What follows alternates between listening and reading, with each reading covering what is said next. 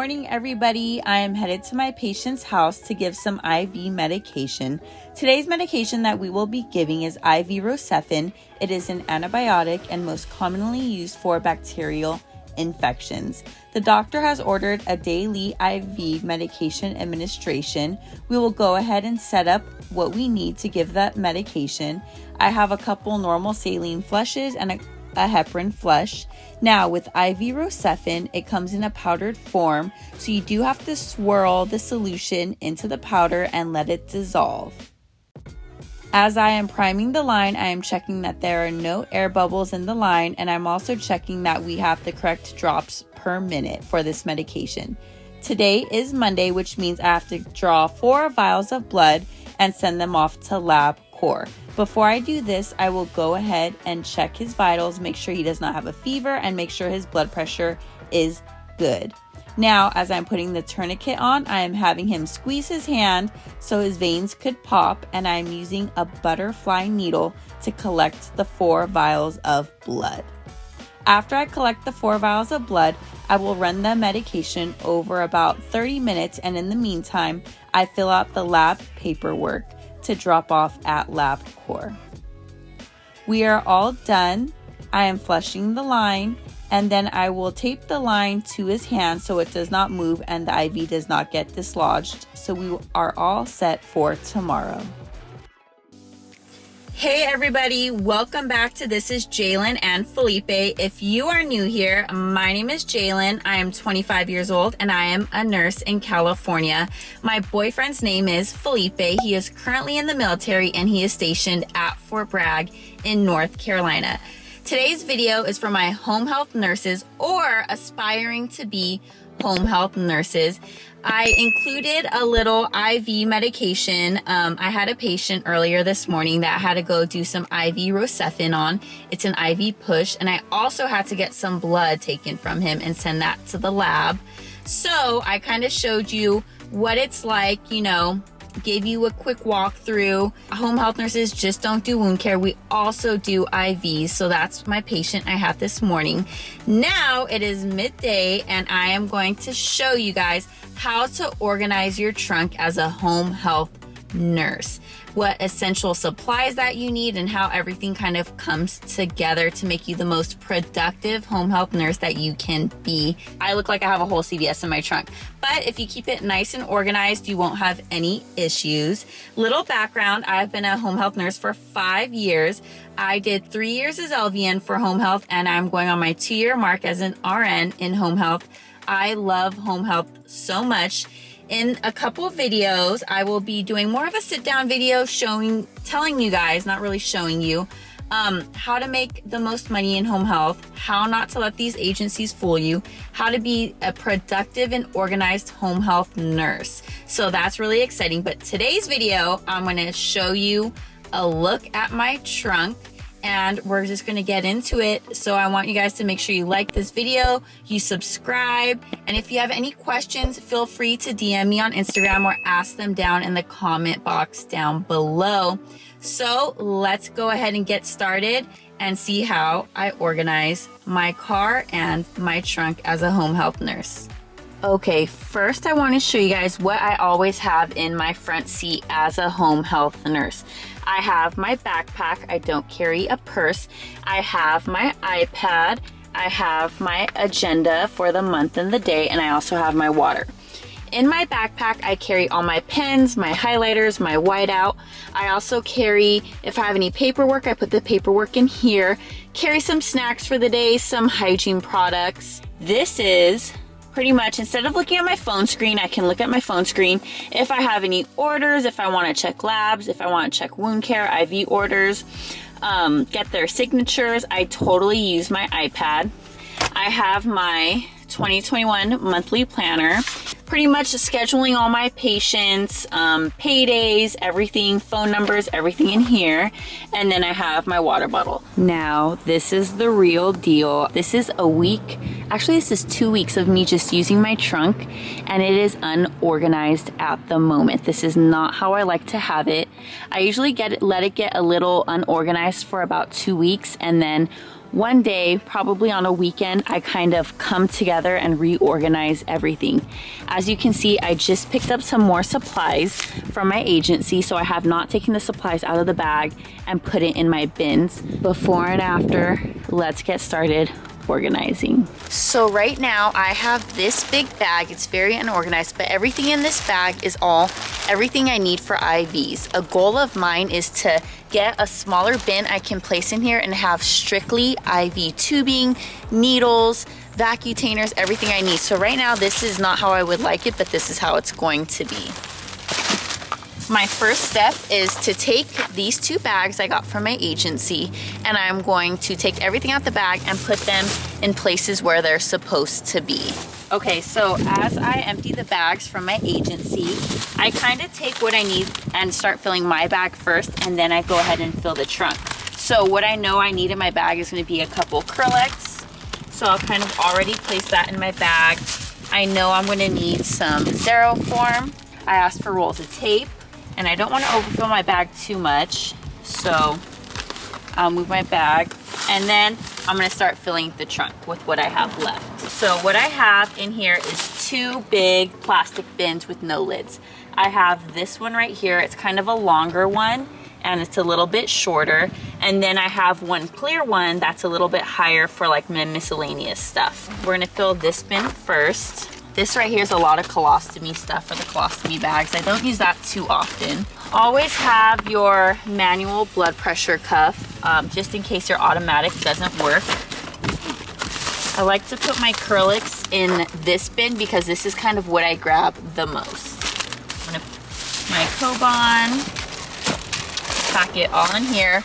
So when I'm trying to fill my bag, it's an easy grab for me. Put my paper tape in here as well. I also asked for some more IV needles, some more lab kits right here. In here is where I keep more of my Foley catheter, my IVs. It's a mess right now. These little LabCorp or Quest bags is where I keep my needles and my lab tubes. I also asked for some more Foley catheter bags, and I also asked for some more Foley catheter leg bags. Depending on what the doctor orders or depending on what the patient's preferences, if they had a Foley catheter for a long time, I have options to give to them. And I usually like to keep the bags in this bucket because I don't grab them too much, and I like to keep them lined up in the back. So I have different size, I don't know if you can see them, Foley catheter, Foley cats, and I have different sizes and different kinds. I kind of place them all together. I just put a little rubber band and I put them by the bags, just like so. Okay, so I just picked up these ones from the agency. I'm gonna go ahead and put them straight into my home health bag because I know my patients for the week, and I know that I'm gonna be using these like crazy, and they're obviously really small, so I have room for them. My first nursing video that I ever did, I did what's in my bag and where I got all my bags from, all my blood pressure cuffs, so check out that video if you want to know about my bag. I'll do my Mepalexes and I'll do my Xeroforms in here. Tegaderms I'm also going to do with my Mepalex. My non-adherent pads, I'm actually going to put them in their own compartment, and then I'm going to take my large Tegaderms and I'm going to put them in, so that is put away and ready for the week. I picked up some more Foley catheter insertion trays. I always keep about 2 to 3 on me, 2 minimum. Every time, no matter if I already have 2 boxes of gloves in my car, I always pick up an extra box. So what I do with kind of the bigger, bulkier items, I put them in the very back of my car, and I kind of put the gloves on top. In the very back of the trunk, I have the biggest Sharps container. I also have, like, these are huge, like huge Mepalexes for people's bottoms and sacrums. I keep a roll of paper towels in the back just for cleanups or spills or anything. This bag right here, I'm not gonna pull it out, but this is an earthquake kit. So just in case I'm driving or I'm at a patient's house, this has food, this has water, this has toiletries. Actually, my grandmother bought that for me, so thank you, Grandma Paula. And then what's cool, to hold that back, I slide this back.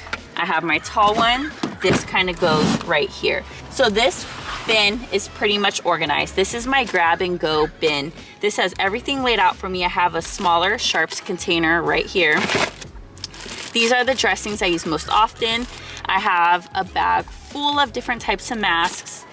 I have my PT INR test. I'm one of the few nurses who has these. If a patient is on warfarin or blood thinners, I go ahead and test their blood weekly. Gloves, gauze, face shields, everything I kind of need is right here. And this is the bin that gets the messiest because I don't really use it, but when I do use it, it's kind of a pain. This is a lot of our labs, our vials, our butterflies. I have my Foley catheter tubing in here. I have the different types of bag for the Foley catheters, some cavi wipes, just in case I need cavi wipes. I don't use those too often. A PPE gown, just in case I need it. I have some specimen collection cups if I need to get a UA. In here, I have some more saline. I always have tons of saline on me, different sizes. I have some more abdominal pads I keep in here. This is more of just the Foley catheter and the IV kit right here. I place these bags on top. Okay, so as you guys saw earlier in the morning, I had an IV patient, and that was actually his last day of getting IV antibiotics. So usually it's their supplies, their insurance pays for it. He did not want any of this stuff at his home anymore. He was like, get it out of here. He had it there for a month and he's like, I don't want to see it anymore. So what the patients do is they usually just, I say, we can go ahead, if it's not anything medication, we can go ahead and take it and we can use it for our stash in the trunk. He had a whole bunch of normal saline.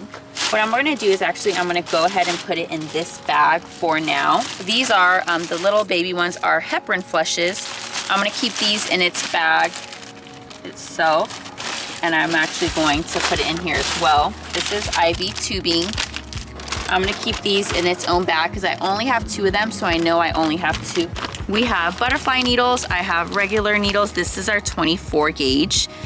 So I have some of these.